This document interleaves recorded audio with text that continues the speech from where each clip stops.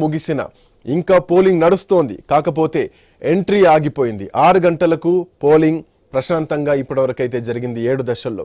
అక్కడక్కడ చెదురుమదురు ఘటనలు తప్ప, ఆంధ్రప్రదేశ్ రాష్ట్రంలో జరిగినటువంటి కొన్ని అల్లర్లు తప్ప దేశవ్యాప్తంగా కూడా ఎక్కడ ఎట్లాంటి అల్లర్లు లేకుండా ఎన్నికలు జరిగాయి. Right, exit polls, AP assembly exit polls మనకు స్క్రీన్ పైన కనిపిస్తున్నాయి. వైసీపీ 48 నుంచి 60 స్థానాల్లో, అట్లాగే తెలుగుదేశం పార్టీ రైజ్ సంబంధించినటువంటి సర్వే సంస్థ నిర్వహించినటువంటి ఎగ్జిట్ పోల్స్ మనం చూస్తున్నాం.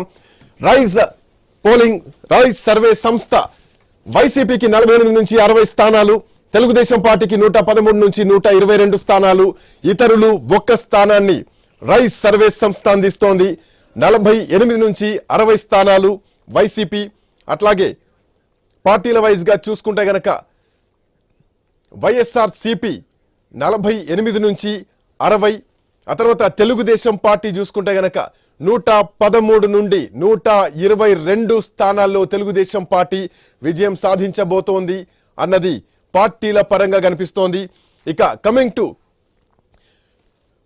అటు జనసేన చూసుకుంటే కనుక, ఎందుకంటే కూటమిలో ఉన్నారు కాబట్టి కూటమి విషయంలో తెలుగుదేశం పార్టీ 92 నుంచి 99, జనసేన 11 నుంచి 16, భారతీయ జనతా పార్టీ 0 నుంచి 3 స్థానాలు, కాంగ్రెస్ పార్టీ మాత్రం 0, ఇతరులు 0లో ఉన్నారు. So Congress party rise survey సంస్థ నిర్వహించినటువంటి సర్వే ప్రకారం కాంగ్రెస్ పార్టీ ఖాతా తెరవలేకపోతోంది, స్పష్టంగా కనిపిస్తోంది.